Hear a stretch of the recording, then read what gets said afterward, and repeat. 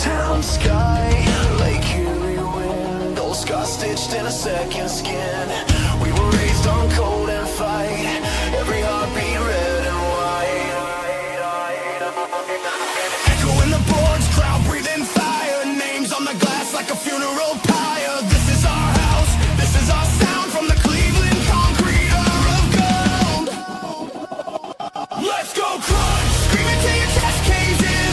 Cleveland loud, we rise again. Red and white in the blood we punch, from the first face off to the final crunch. Turn the volume past the pain, Ohio hearts in the heavy rain. Every hit, every rush, Cleveland lives in the let's go crunch.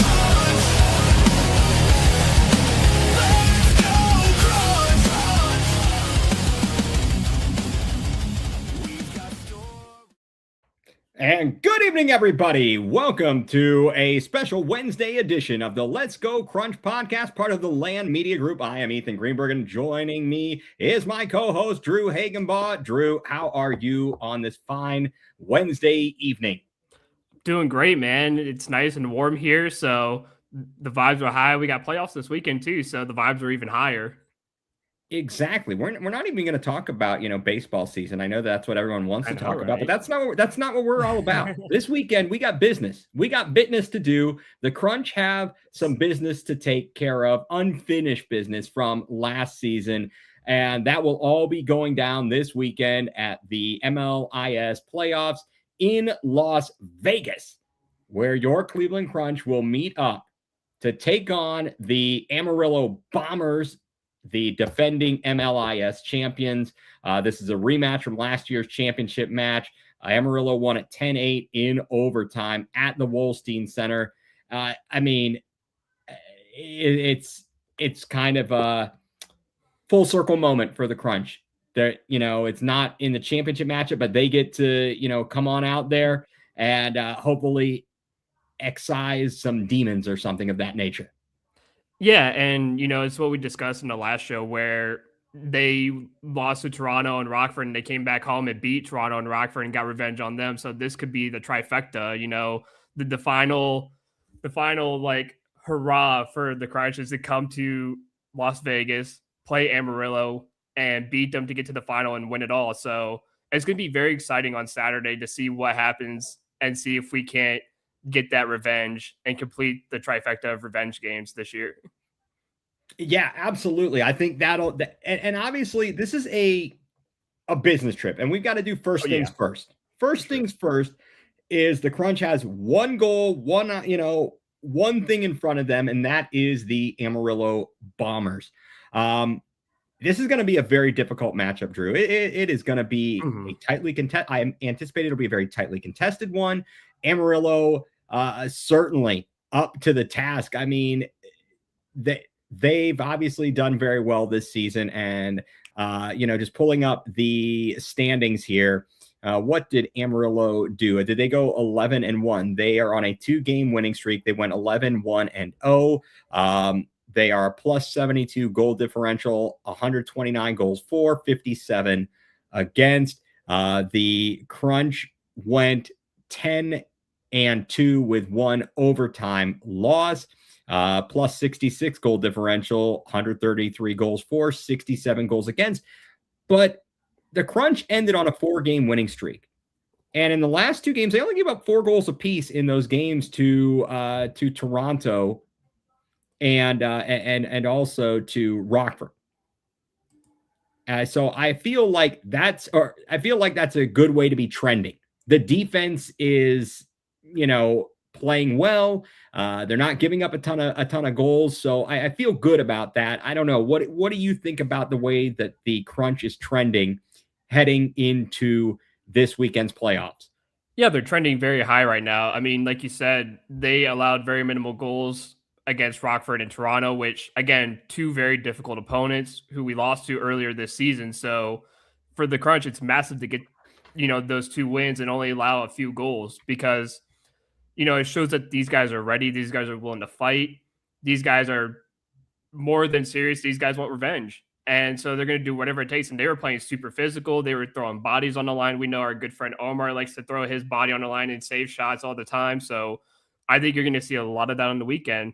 And, this is two very even matched teams. So this is going to be a very, very back and forth game. I don't see anything other than that. It's going to be both teams just humming down the field, one side to another, and, bodies being thrown, physicality to the highest extent. And this is going to be one that everyone's going to be excited to see, because this is probably going to be the best game to watch in the first round, to be honest with you. Yeah, I mean, I don't know what to expect out of the Toronto and Salt Lake game, but that's another thing. We know about Toronto. We don't know as much about Salt Lake. So let's see what happens. But that's not our concern right now. The matchup here, they released the roster today. The Crunch did, at least, for who is traveling. You've had an opportunity to look at this? Were there any? I honestly don't think there's any surprises here. And nobody notable that was left off. We've got all of our major players are gonna be there, and quite frankly, you look at this roster compared to last season's roster, it's very, very similar. Very, very similar. And that's great to have that kind of continuity. But I think that Amarillo is kind of much the same.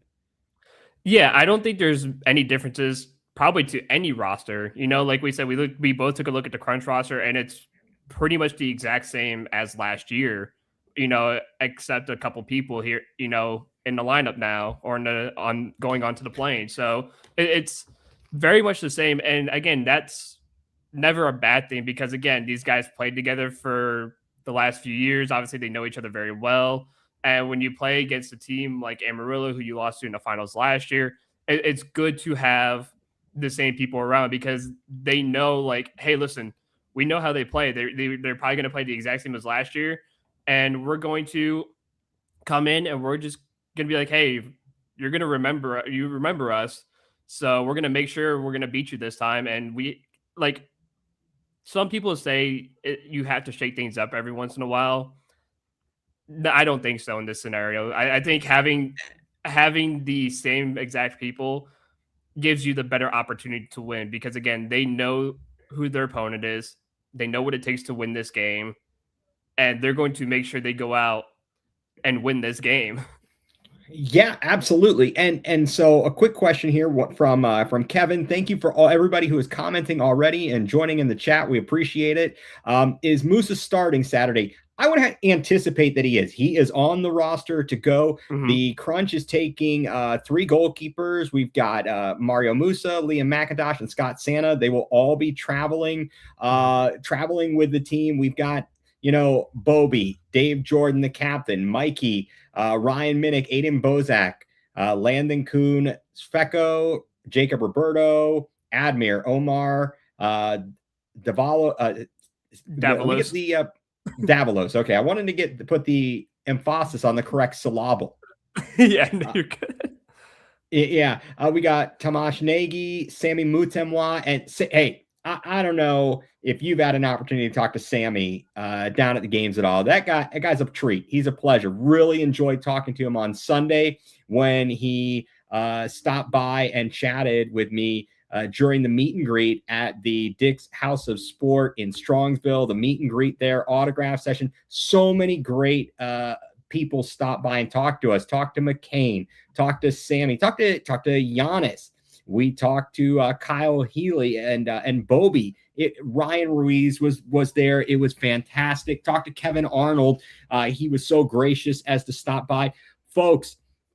And if you watch the game or you aren't able to go to Las Vegas to be there for the matchup, please keep an eye on the social media. The game will not be on the usual YouTube channel where it's been all season. It will be on, the National Soccer Network. Yeah. And in fact, Kevin Arnold and Tanner White, I believe, who I think works in the main office for MLIS. He will be doing the broadcast with Kevin.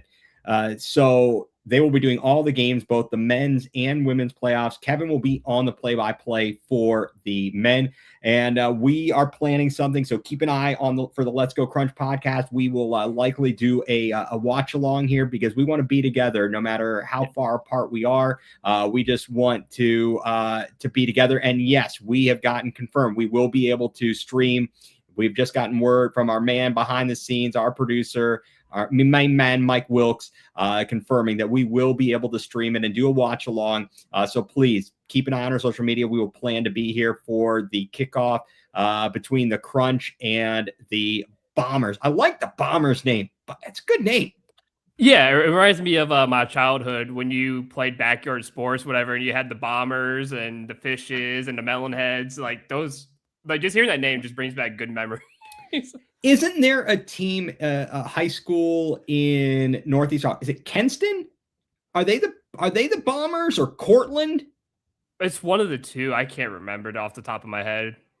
Tamash, yeah. Good let's luck, go, buddy. Tamash. Thank you for tuning in. Yeah, appreciate that. You should have seen these guys. They were giving Giannis was giving Bobby some. I believe he was giving him some crap while I was talking to him on the air. He's like asking him when he was going to get a haircut, and I was like, man, what? This is brutal, guys.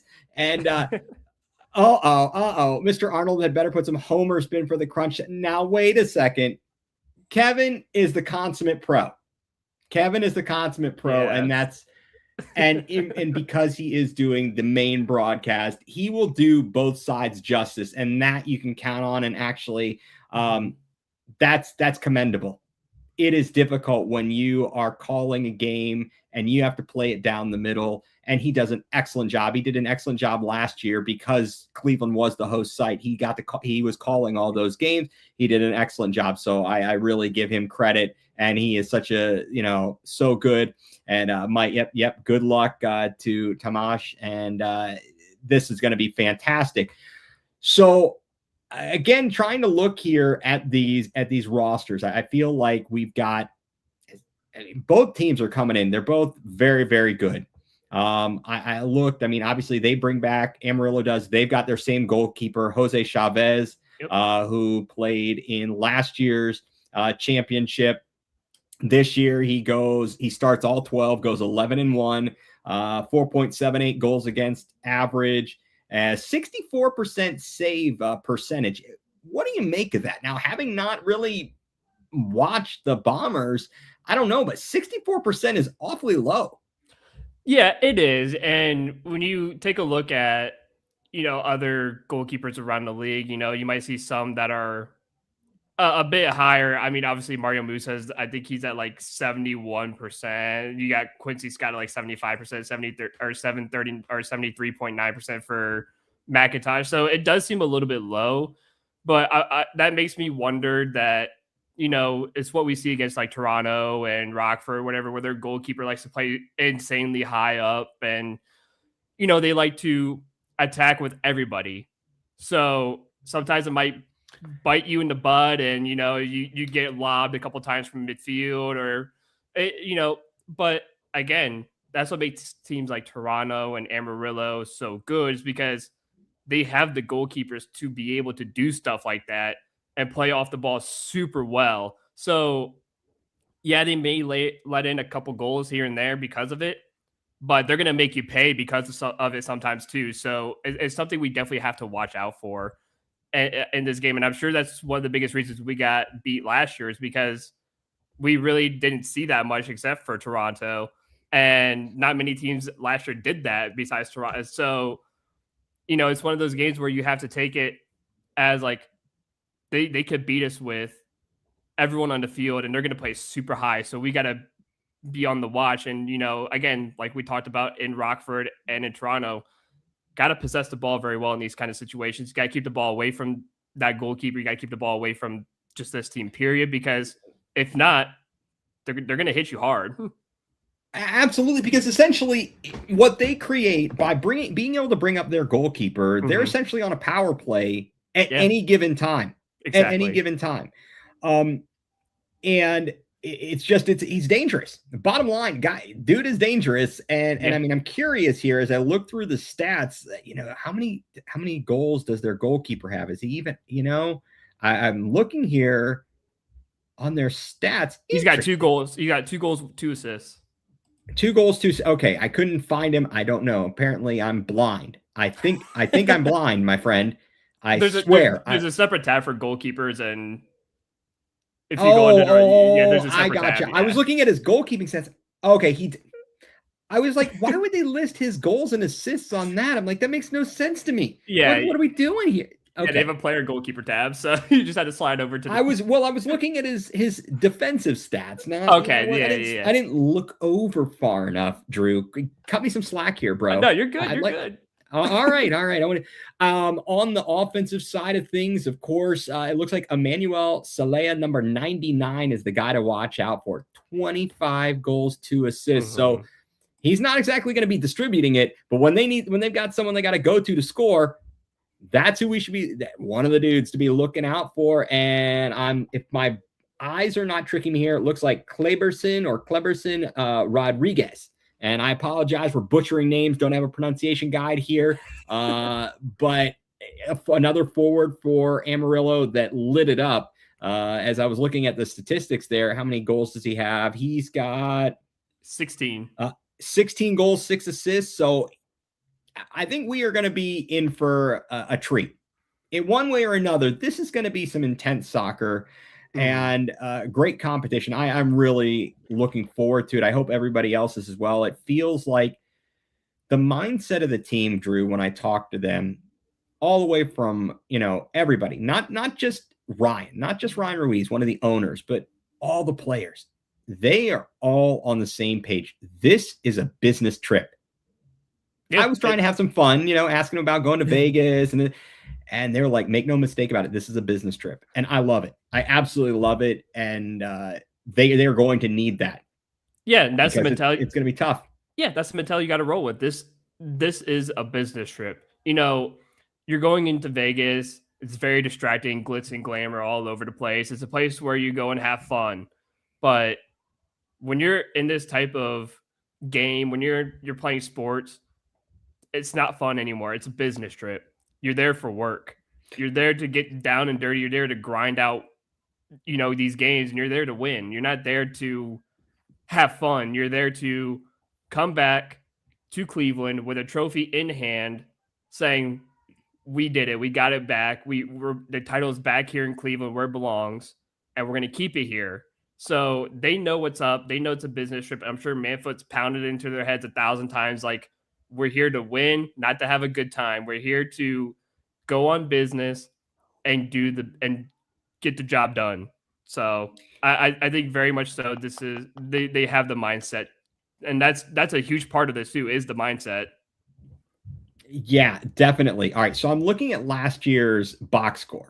Okay, because again, we said these lineups are very, very similar to what they were for each of these sides. Obviously, I mentioned Salea and also Rodriguez. Last year, Rodriguez had 3 goals and an assist. Another person, and that's Kleberson Rodriguez, is Luis Rodriguez on this year's roster for Amarillo. I'm trying to just, again, pull these things up, make sure I am looking at the right thing. I'm all over the place. So I apologize, folks, and I appreciate your patience with me trying to scramble as I look for all these things on multiple screens. Is now Luis Rodriguez. I do not see him. I don't see him either. No. So he made life difficult last year, it appears. He did. Yeah, last year, Luis Rodriguez, he also had 3 goals and an assist. Miguel Reyes also netted 4 goals last year against us. Miguel Reyes. Yeah, 9 goals, 10 assists this year. 9 goals. 10. So we're going to have a work. Bottom line, we are going to have our work cut out for us. And I'm sure they're looking at our side. So there's probably two folks talking about this game for Amarillo and going, oh, the crunch, we're really going to have to be geared up and watch out for Admir. I mean, Admir with 18 goals, 22 assists. So 40 points. That's really, really incredible. because it's so balanced. He's not just a scorer. Yeah. He's scoring the goals and dishing out the assists, which is so amazing. I mean, to put it in, I'm trying to think of terms of other great soccer players that do that. I mean, I really think about, harken back to the days of the original iteration of the Crunch. And, you thought about Zoran Karic, like Hector Marinello, really known for scoring. Zoran, as they were the dynamic duo, as they were known back then, he was a distributor and he could score. So it's kind of really great to have that kind of a weapon on your team. And can you look at the stats of Mikey? Look at the stats. 7 in only 7. And in fact, Admir, 9 games. 9 games, yeah. 9 games, 18 goals for Admir. 7 games, 17 for Darisic. In 7 games. Mind you, he was suspended for 4 games. So he missed almost basically a half a season, almost close to, and he still scored as many goals as Admir did. Right. And Gabriel Piwu, I mean, obviously 16. He's 16 goals. So it's crazy. And Dave Jordan, he's a defenseman. He's a defender. And he comes up, he scores double-digit goals. He's a captain. He's a leader out there. This team is really well developed, and you've got talent up and down the roster. I don't feel like you're taking the guy out and you suddenly drop off off a cliff. Sometimes you see teams, and in different sports, as soon as you get past the first line, you're like, uh-oh, this is not going to be good because these guys can't hang with the rest. That's not the case here. That is absolutely not the case. This Crunch team is going to be ready. I feel it in my bones here that they will be ready. Coach Manfred, we were talking before we came on tonight about coaches. We were talking about our Cleveland Cavaliers and Kenny Atkinson and the respect level the players have for their coach. Well, let's think about the coach of our Cleveland Crunch, Antonio Manfred. Yeah. There's got to be the ultimate respect for this guy. He's played the game at a very high level. He played in games at a high level this season for the team. How many? I mean, you don't have many of those anymore. No. So how you can't argue with the guy when he's telling you to do something. He's gone out and done it. Yeah, and he's got the years of experience with him as a player. He's got the titles to back it up. He's got the accolades to back it up. So this guy knows what he's talking about. He knows what he's doing. And especially when he steps out on the field, he knows exactly what he's doing. And to be honest, I wouldn't be surprised if he does suit up against a team like Amarillo or in a championship, because guess what? Sometimes you might need that. You might need him to come in and, not just direct things from the sideline, but direct things on the field himself and kind of be an orchestrator and orchestrate the game a little bit and take over, because again, he's got the accolades as a player, and we know he's got it as a coach too. And sometimes it's nice to have both at the same time when you're on the field and off the field. So I think I wouldn't be surprised if he suits up. Now that would absolutely be interesting. We will have to, of course, wait and see. Again, folks, the kickoff against Amarillo. Sorry, according to Corbin, 22 players is the max, so he can't suit up. Damn. Oh, Corbin, thank you for the heads up. Shut up for the heads up. I thought he could. Come on, Drew, you had me all excited there. Well, he's listed on the roster. I know he's listed as a head coach, but I didn't realize there was I forgot there was a max of 22. I thought it was a 24 max, not 22. So that's my fault. Way to go, dude. Way to go. That being said, the Crunch and the Bombers will kick it off. They are scheduled to kick it off 6 p.m. Pacific, so 9 p.m. Eastern. Again, the plan is, and watch for our social accounts on Twitter, Facebook, etc. We will plan to do a live watch along and hope everybody can join us so we can kind of be together and willing and giving the energy to our Cleveland Crunch again as we look for a championship, and we'll take it one game at a time. We'll take it one game at a time. Sure. We'll start on Saturday, and hopefully we'll have something to talk about on something going on Sunday. But That being said, I mean, the sports books don't have any lines on this. No. I was a little bit disappointed, Drew. I did look that up. As you were looking for that as well. Wait, let's see. Hank from King of the Hill will be there as a mascot. Bobby, I hate to tell you this, but I don't interested. You don't have to hate me, Dad. I don't hate you. I hate soccer. I don't know if that's what my, but sorry, you had to go a little King of the Hill there on your buttocks, as it were.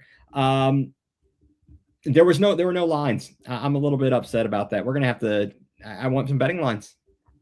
Maybe we'll have to make a friendly wager from somebody in Amarillo. I'd like them. Let's see. So Amarillo, Texas. Do you think they have good Texas in Amarillo? Do you think they have good Texas brisket? Oh, I'm sure they do. I'm very sure they do. Okay, I want some brisket, and since I don't eat the swine, I'll go with brisket or some big beef short ribs. Yeah, I could go for some short ribs, some beef brisket, some pork. Like I could go for some of that. Nice, and with all that, nice like big heaping of like mac and cheese or something. And I gotta say, they might have to play a champion. They might have to schedule the next championship down in Amarillo or something, or down in. Gotta have the food. I think the food is very important. There has to be going on. Okay, Mike, there has to be bets going on. It's Vegas. I'm sure that I wouldn't be surprised. I think they're doing that down at the Golden Nugget. They got some guy standing outside of the Golden Nugget in downtown Vegas on Fremont Street doing that. He's also the same person who's standing out on the side of the road handing out leaflets and pamphlets and flyers for other seedy things going on there, I'm certain. But on a serious note, I think that in talking with the players, as I mentioned from Sunday, this is going to be these guys are already focused. I hope that they do not have any issues with travel. I believe they were telling me, I believe they're flying out, or most of them are flying out on Thursday. Let us just please hope that with all the craziness going on around the airports, they don't have any snafus getting out there, and hopefully none of the teams have any issues getting there. Certainly we are, I guess, probably we're coming from about the same distance. Maybe Toronto's a little bit further there north, but I don't know what on the latitude line where they are, but we're both coming from a distance, and hopefully again there are no issues traveling. Everybody gets there safely, and they can have their minds right and ready to go on Saturday night. Last year, one of the big things that came up in the game and was the officiating, and that foul late in the fourth quarter that resulted in a shootout goal for Amarillo on a call that Crunch fans were not happy with, but due to the foul accumulation, it resulted in the shootout goal for Amarillo. And in fact, the Crunch, at the home opener this year, they handed out the the magnet schedules, the blue cards. Yeah. That's going to be important. You talked about the physicality, and that's a big thing right there. You have to be wise with how you're playing. The officials are going to do their thing, but don't give them a reason to whistle unnecessary fouls on you. Yeah. Be smart out there. Yeah. And if you do foul, again, just accept the call, back away. Like, no need to argue, no need to get a dissent call, no need to get a blue card or yellow for dissent. Just if it's a foul call, and even though if it's bogus or not, just put your hands up, back away, because you don't want to hurt yourself. Because the moment you say a single word to that ref, especially in high pressure games like a semifinal and a final, they're not going to hesitate to pull out the cards. They will not, even if it's for a bunch of nothing, they will pull those cards out. And that's so crazy. That's crazy. It's absolutely crazy when they get an ego and they do that sort of thing. We know it's ridiculous. We know this game is going to be tight. Last year, I mean, it went back and forth. Nobody held more than a 1-goal lead until overtime, when Amarillo, it was tied at 7 going into overtime. They actually scored 3 goals, to start overtime. I mean, they scored the first 3 goals eventually. With 1 second left, McCain Spragling scored for Cleveland to make it a final of 10 to 8, but it was back and forth. So I expect nothing less on Saturday evening. I think we've hit on about all of it here, Drew and folks. Again, we are all excited for this Saturday kickoff scheduled for, I'll give you the Eastern time, 9 p.m. Eastern. And again, be sure to check out all of the Cleveland Crunch social media. Check out the Let's Go Crunch podcast social media. Our plan is to be along with you, the fans, on Saturday night for the Crunch and the Amarillo Bombers. Want to thank everybody who has commented this evening and all season long. This has been an absolute pleasure. But I think if Drew, if you don't have anything else, I think we'll be just about finished here. Yeah, just a big thank you to everyone again who commented all season long, who has joined us all season long. Shout out to Tomash and some of the players who have joined us, obviously during the season. And good luck to the boys. We're going to be watching and hoping that you guys bring it home. Yes, and Mike from across the pond, I'm glad we brought you into the fold here and made you a Crunch fan. He's even writing stuff about the Crunch. This guy is a Cleveland sports fan through and through, even from afar. We love this guy. And I know Mike Wilkes couldn't be here this evening, but he's always our guy from behind the scenes, taking care of everything with all the pictures and the amazing intro song to the podcast. So a giant thank you to Mike Wilkes, and a thank you to everybody at the Crunch who's allowed us to be a part of this team and this coverage all season long. So for Drew Hagenbaugh, I'm Ethan Greenberg. You've been tuned in to the Let's Go Crunch podcast, part of the Land Media Group.